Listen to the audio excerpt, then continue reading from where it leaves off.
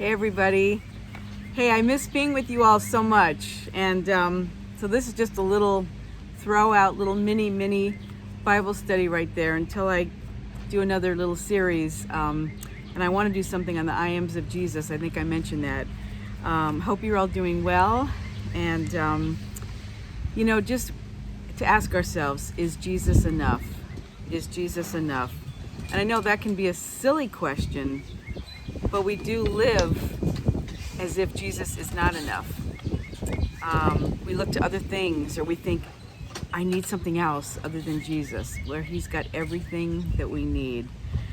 Somebody said, in his presence, there is no need. In his presence, there is no need. And in his presence is fullness of joy. So are we living like that? And how we need to remember that so well. Isabel Kuhn, I know I've talked about her so many times, and her book, By Searching, is probably one of the greatest books ever written about a young girl who's very worldly, and God just calls her higher, to a higher position, to a higher place. And, I love how gentle the Lord is. He never just rips something away from us, but he doesn't replace it with something so much better. And then you go, and why was I even, there's no comparison. When we compare what he gave us to what we were hanging on to, we go, oh my, there was no comparison.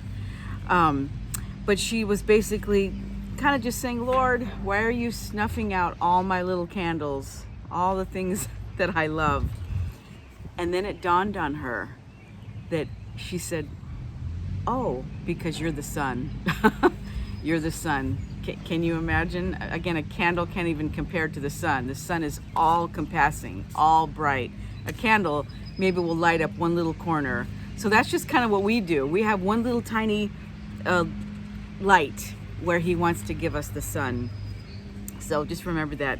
But you will never know that Jesus is all you need till he's all you have. And sometimes he will take things away from us that are very dear to us. And again, still heartbroken over the loss of my son. I think about him every day. I miss him terribly. There's no words. For those of you who have lost a child, you know what it's like. But I will see him again, and you know what? The Lord does fill that part. The Lord does comfort that part. But you will never know Jesus is all you need till he's all you have. But I love, just a reminder for us, the 7 I Ams of Jesus. Are you starving, malnourished, and weak? He is the bread of life. Are you hungry? Do you need to be full? Again, no worry about gluten-free here.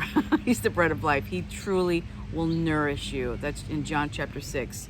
Are you thirsty, dried up and parched? He is the living water. And wow, did they really know about how much they needed water back in the desert, back in Israel? Living in the desert, water was more important than gold. You couldn't survive without water.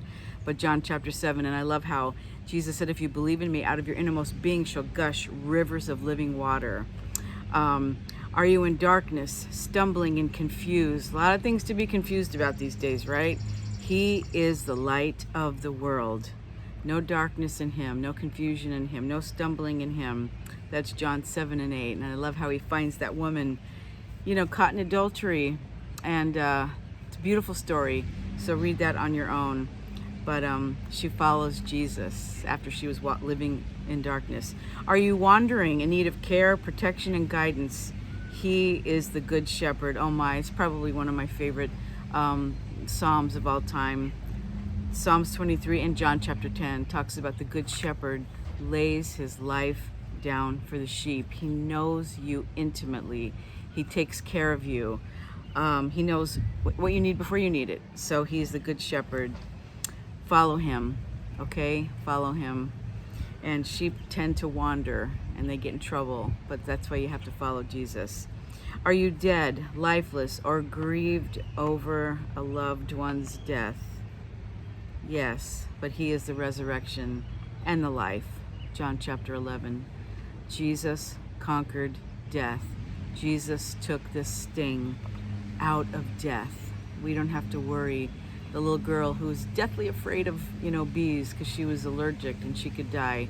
Her father grabbed that bee and held it in his hand until the bee stung him, and then he let it go. He said, honey, The bee can't hurt you now. I took out the stinger. He already stung. Can't sting again. Jesus took out the bite of death. Thank the Lord for that. Are you lost? So many ways, choices, and decisions. Life can be totally confusing. I've never talked to more confused kids than these kids. Where do I go to college? What should I do? Lord help us.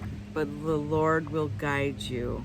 He will not confuse you. He will not drive you. He will lead his sheep peacefully. So are you lost? So many ways, choices, and decisions. He is the way, the truth, and the life. John chapter 14. He's your divine GPS. You will not get lost when you follow him. And sometimes you'll have to say, unfortunately, recalculating. But thank God for that little device, right? I don't know how many times I've heard recalculating and okay, got to go back. And then, are you barren, unfruitful? He is the vine, John chapter 15. And I just love the very fact that you will never hear a tree groan. You will never see branches sweating. They just hang on to the vine. And we'll look at that more later. But you just hang on to Jesus. You just abide with him. How amazing is it that we have a God that just wants us to sit at his feet? Your ministry is an overflow of your relationship with God. That is so amazing. He loves us so much. He just wants not your time and your talents. He wants your relationship. But out of that will come your fruitfulness. People will be seeking out your fruit.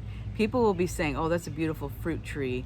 I want some of that. So, and do you attract people? Does your tree make people think, now who is that gardener? Wow, he must be a really great gardener.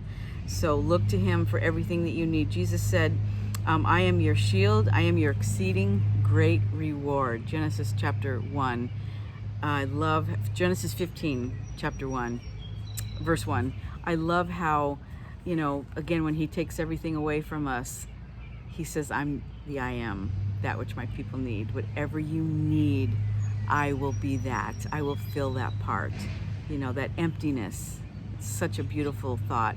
He's your I am. He is all you need. So God bless you, and hopefully we'll see you again soon. God bless.